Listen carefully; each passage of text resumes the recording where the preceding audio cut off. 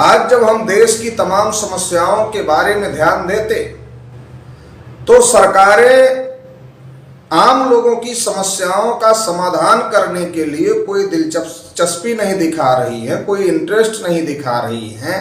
चाहे वो महंगाई चरम सीमा पर है उसकी समस्या हो, या पढ़े लिखे नौजवान बेरोजगार हैं, बेरोजगारी एक बहुत बड़ी समस्या है, हेल्थ लोगों की एक बहुत बड़ी समस्या है, SC ST OBC को जो रिजर्वेशन मिल रहा था अभी सरकार बड़े पैमाने पर निजीकरण कर रही है, तो निजीकरण के माध्यम से SC ST OBC का रिजर्वेशन भी जीरो किया जा रहा है।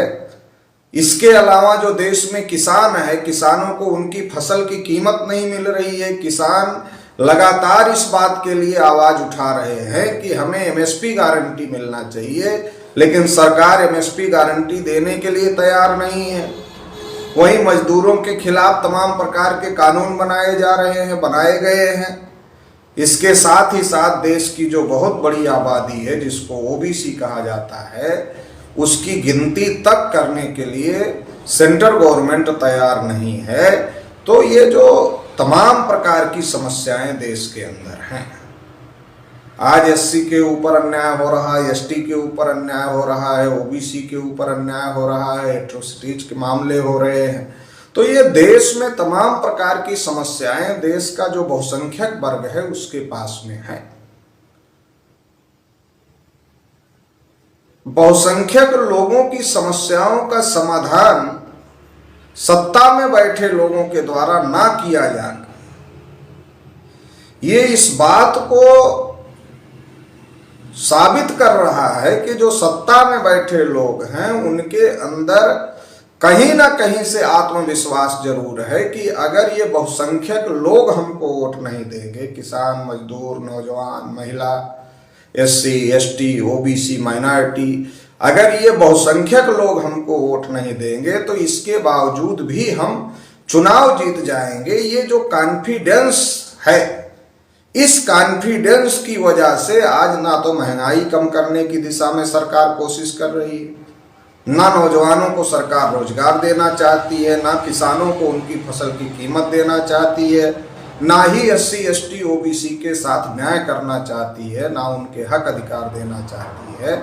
ये सारा इसलिए नहीं हो रहा क्योंकि सरकार को कॉन्फिडेंस है कि इनका वोट मिले तो और इनका वोट ना मिले तो भी हम चुनाव जीत सकते हैं।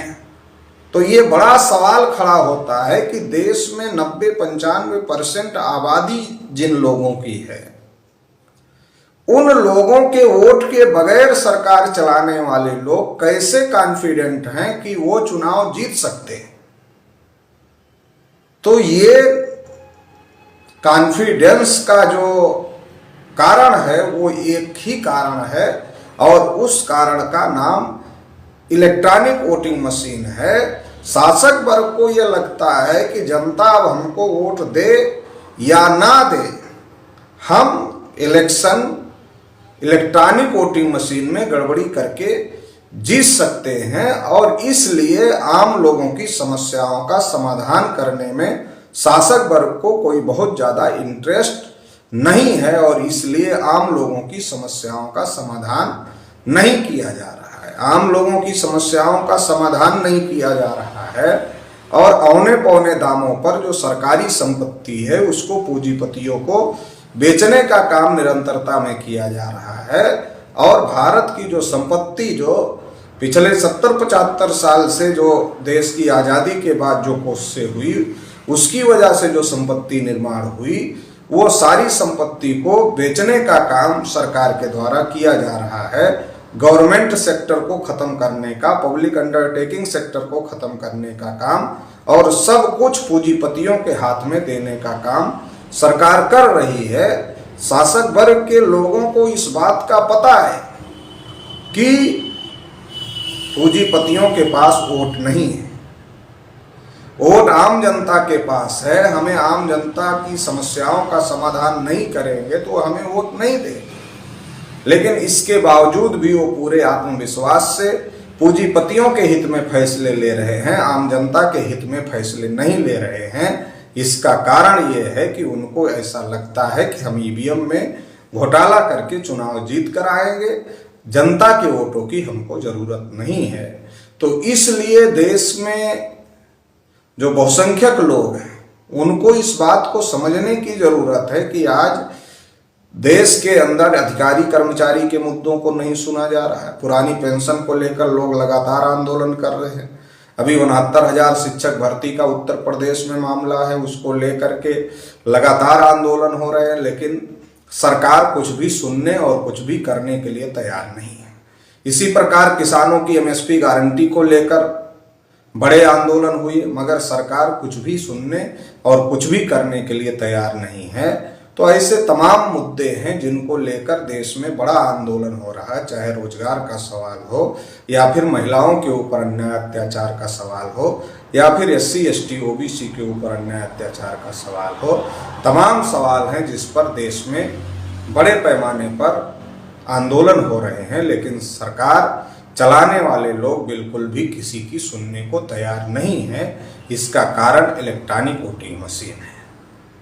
इसके आधार पर यह बात कहा जा सकता है कि अगर इलेक्ट्रॉनिक वोटिंग मशीन का लंबे समय तक भारत के चुनावों में इस्तेमाल होता रहा तो इससे भारत में लोकतंत्र खत्म हो जाएगा और भारत की जनता कुछ मुट्ठी भर पूंजीपतियों की गुलाम हो करके रह जाएगी। इस दिशा में देश आगे बढ़ रहा है। जब इलेक्ट्रॉनिक वोटिंग मशीन में घोटाले की बात, गड़बड़ी की बात की जाती है तो उसमें एक बहुत बड़ा सबूत जो 8 अक्टूबर 2013 को सुप्रीम कोर्ट ने जो आदेश दिया, उसमें सुप्रीम कोर्ट ने इस बात को स्वीकार किया कि केवल इलेक्ट्रॉनिक वोटिंग मशीन से फ्री, फेयर, ट्रांसपेरेंट चुनाव नहीं कराए जा सकते। यदि इलेक्ट्रॉनिक वोटिंग मशीन से ही चुनाव कराना है तो फ्री, फेयर और ट्रांसपेरेंट चुनाव कराने के लिए इलेक्ट्रॉनिक वोटिंग मशीन के साथ में पेपर ट्रेल मशीन जोड़ना बहुत ज़्यादा जरूरी है। और पेपर ट्रेल मशीन जोड़ने से ही फ्री, फेयर, ट्रांसपेरेंट चुनाव कराया जा सकता है। ईवीएम के साथ पेपर ट्रेल मशीन जोड़ा जाए, ऐसा सुप्रीम कोर्ट ने आदेश दिया।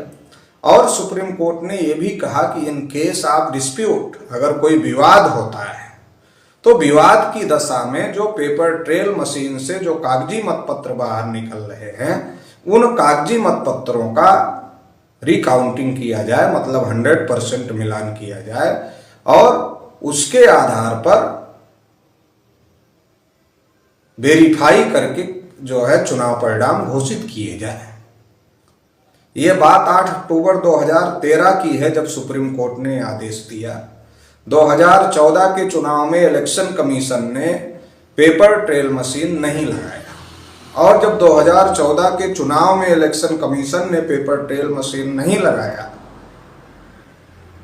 तो वामन मेश्राम जी, जो भारत मुक्ति मोर्चा के राष्ट्रीय अध्यक्ष हैं, बहुजन क्रांति मोर्चा के राष्ट्रीय संयोजक हैं, वो सुप्रीम कोर्ट चले गए और सुप्रीम कोर्ट को कहा कि आपने जो 8 अक्टूबर 2013 को आदेश दिया था चुनाव आयोग को कि इलेक्ट्रॉनिक वोटिंग मशीन के साथ, मतलब ईवीएम के साथ में पेपर ट्रेल मशीन, मतलब हम जिसको वोट दे रहे हैं उसकी पर्ची निकालने वाली मशीन लगाना होगा, मगर चुनाव आयोग ने आपके आदेश का पालन नहीं किया और 2014 के चुनाव में पर्ची निकालने वाली मशीन नहीं लगाया। तो सुप्रीम कोर्ट ने 24 अप्रैल 2017 को पुनः निर्वाचन आयोग को यह आदेश दिया और कहा कि 100% ईवीएम को पेपर ट्रेल मशीन लगाई जाए। 24 अप्रैल 2017 को वामन मेश्राम जी की केस में जो फैसला आया, उन्होंने जो कंटेम्प्ट दाखिल किया था उसके आधार पर जो 24 अप्रैल 2017 को फैसला आया, उसके आधार पर 2019 के इलेक्शन में 100% ईवीएम को पेपर ट्रेल मशीन, मतलब पर्ची निकालने वाली मशीन, मतलब गड़बड़ी पकड़ने वाली मशीन या चोरी पकड़ने वाली मशीन लगा दी गई। अब एक ईवीएम मशीन है, उसके साथ दूसरी मशीन है, हम जिसको वोट डालते हैं उसकी पर्ची छाप करके निकालने वाली मशीन पेपर ट्रेल मशीन हो गई। अब यदि किसी को इलेक्ट्रॉनिक वोटिंग मशीन पर विश्वास नहीं होता है और वो इलेक्ट्रॉनिक वोटिंग मशीन पर कोई सवाल खड़ा करता है, तो जो पेपर ट्रेल मशीन है उससे जो कागजी मतपत्र बाहर आए हैं उसकी यदि रिकाउंटिंग होती है तो इलेक्ट्रॉनिक वोटिंग मशीन की चोरी पकड़ी जा सकती है और दूध का दूध पानी का पानी किया जा सकता है। लेकिन अब यहां दूसरी समस्या खड़ी हो गई कि इलेक्ट्रॉनिक वोटिंग मशीन के साथ पेपर ट्रेल मशीन तो लगा दी गई, मगर पेपर ट्रेल मशीन से जो कागजी मतपत्र बाहर आए उनकी रिकाउंटिंग नहीं हो रही है और रिकाउंटिंग नहीं हो रही है और मिलान के नाम पर 1% बूथों पर मिलान किया जा रहा है। एक विधानसभा में लगभग 5 बूथों का मिलान किया जा रहा है। तो इतने इससे जो फ्री फेयर ट्रांसपेरेंट इलेक्शन कराने की बात है वो मुद्दा हल नहीं होता है। जो सुप्रीम कोर्ट ने 8 अक्टूबर 2013 को निर्देश दिया वो नहीं हो रहा है और इसकी वजह से फ्री फेयर ट्रांसपेरेंट इलेक्शन हो रहा है ऐसा नहीं कहा जा सकता है। चुनाव आयोग को जब ये बात कही जा रही है कि पेपर ट्रेल की गिनती करो या फिर बैलेट पेपर से चुनाव करो, तो चुनाव आयोग का तर्क ये है कि अभी हम रिजल्ट जल्दी दे देते हैं, लेकिन जब हम 100% पेपर ट्रेल का मिलान करना शुरू कर देंगे, रिकाउंटिंग करना शुरू कर देंगे या फिर बैलेट पेपर से चुनाव कराना शुरू कर देंगे तो रिजल्ट में समय लगेगा। लेकिन सवाल ये है कि रिजल्ट जल्दी देने के लिए फ्री फेयर ट्रांसपेरेंट इलेक्शन ही ना हो, मतलब ईमानदारी से चुनाव ही ना हो। यदि ईमानदारी से चुनाव ही नहीं होना है तो जल्दी रिजल्ट का क्या मतलब है? जल्दी रिजल्ट से ज्यादा महत्वपूर्ण ईमानदारी से चुनाव होना चाहिए, ये महत्वपूर्ण है। तो इसलिए इस बात को समझना और जानना बहुत ज्यादा जरूरी है कि देश में इलेक्ट्रॉनिक वोटिंग मशीन में पारदर्शिता की कमी है, पारदर्शिता का अभाव है। इसलिए इस पारदर्शिता को बढ़ाया जाना चाहिए। इसके लिए या तो जो पेपर ट्रेल मशीन लगा है उसका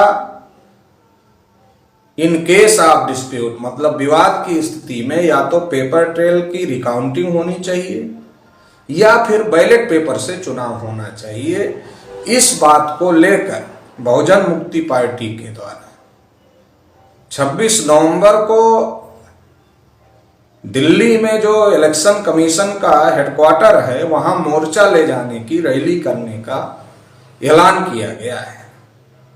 इस महामोर्चा को जो इलेक्शन कमीशन के हेडक्वार्टर दिल्ली में जाने वाला है, इसको तमाम संगठनों ने समर्थन दिया है। ईवीएम पर लगातार लंबे समय से सवाल उठा रहे माननीय वामन मेश्राम साहब ने भी इस आंदोलन को सपोर्ट किया है। बहुजन क्रांति मोर्चा, भारत मुक्ति मोर्चा की तरफ से उन्होंने इस आंदोलन को समर्थन करने का काम किया है। एक लंबे समय से वो ईवीएम को लेकर के लड़ाई लड़ने का काम कर रहे थे। इस आंदोलन को इसलिए समर्थन करना जरूरी है क्योंकि ये लोकतंत्र बचाने का आंदोलन है। यदि लोकतंत्र बचेगा तो संविधान भी बचेगा, लोकतंत्र बचेगा तो देश के तमाम नागरिकों के हक अधिकार भी बचेंगे, लोकतंत्र बचेगा तो हमारी समस्याओं का समाधान करने लायक सरकार हम चुन सकते हैं। लेकिन यदि लोकतंत्र ही खत्म हो जाएगा और ईवीएम तंत्र लागू हो जाएगा जैसा कि लागू है, और जिनको हम चुनना नहीं चाहते वो ईवीएम तंत्र की वजह से चुनकर जाएंगे और जिनको हम चुनना चाहते हैं वो ईवीएम तंत्र की वजह से चुनकर नहीं जाएंगे, तो हमारी किसी भी समस्या का समाधान नहीं हो सकता। तो इसलिए देश में जो बहुत सारी समस्याएं हैं अभी आम लोगों की, उसकी जड़ में ऐसा लग रहा है कि ईवीएम मशीन है। अगर ईवीएम इलेक्ट्रॉनिक वोटिंग मशीन उसकी जड़ में है तो इस जड़ को भी खत्म करना जरूरी है और फ्री फेयर ट्रांसपेरेंट चुनाव हो, मतलब ईमानदारी से देश में चुनाव हो। इसके लिए लड़ाई लड़ने की जरूरत है। यदि ईमानदारी से चुनाव होगा तो ही जनता की समस्याओं का समाधान करने वाली सरकार चुनी जा सकती है। तो ईमानदारी से चुनाव हो, इसके लिए आंदोलन बहुत ज़्यादा जरूरी है। तो जो बहुजन मुक्ति पार्टी, भारत मुक्ति मोर्चा, बहुजन क्रांति मोर्चा और तमाम संगठन के लोग मिलकर ये जो आंदोलन कर रहे हैं, इस आंदोलन को राष्ट्रीय पिछड़ा वर्ग मोर्चा का भी जाहिर तौर पर समर्थन रहेगा। राष्ट्रीय पिछड़ा वर्ग मोर्चा के देश भर के कार्यकर्ताओं को, पदाधिकारियों को, शुभचिंतकों को, समर्थकों को हम ये अपील करना चाहते हैं कि ज़्यादा से ज़्यादा इस आंदोलन का प्रचार प्रसार करें, ज़्यादा से ज़्यादा लोगों को इस आंदोलन में सहभागी कराएं, ताकि देश में फ्री, फेयर, ट्रांसपेरेंट चुनाव कराया जा सके, ईमानदारी से चुनाव कराया जा सके। और इसके लिए या तो पेपर ट्रेल से निकलने वाले कागजी मतपत्रों का 100% रिकाउंटिंग की व्यवस्था हो, या फिर ईवीएम को हटा करके बैलेट पेपर से चुनाव कराया जाए। क्योंकि जितने भी डेवलप कंट्री हैं उन्होंने ईवीएम का यूज किया बहुत सारे ने, और ये देखा कि ईवीएम से फ्री, फेयर, ट्रांसपेरेंट चुनाव संभव नहीं है, ईमानदारी से चुनाव संभव नहीं है। इसलिए बहुत सारे डेवलप कंट्रियों ने ईवीएम से चुनाव कराना बंद कर दिया। वो ईवीएम से चुनाव नहीं कराते हैं, वो बैलेट पेपर से चुनाव कराते हैं। लेकिन भारत आज भी ईवीएम से चुनाव करा रहा है। निश्चित रूप से इसमें जनता के साथ धोखाधड़ी हो रही है, धोखेबाजी हो रही है। तो इसलिए इसके खिलाफ आवाज उठाना बहुत ज़्यादा जरूरी है। और ज़्यादा से ज़्यादा बड़ी संख्या में दिल्ली में जो महामोर्चा इलेक्शन कमीशन पर लेकर जाने का ऐलान किया गया है, उसमें पूरी ताकत के साथ में राष्ट्रीय पिछड़ा वर्ग मोर्चा को भी शामिल होने की जरूरत है।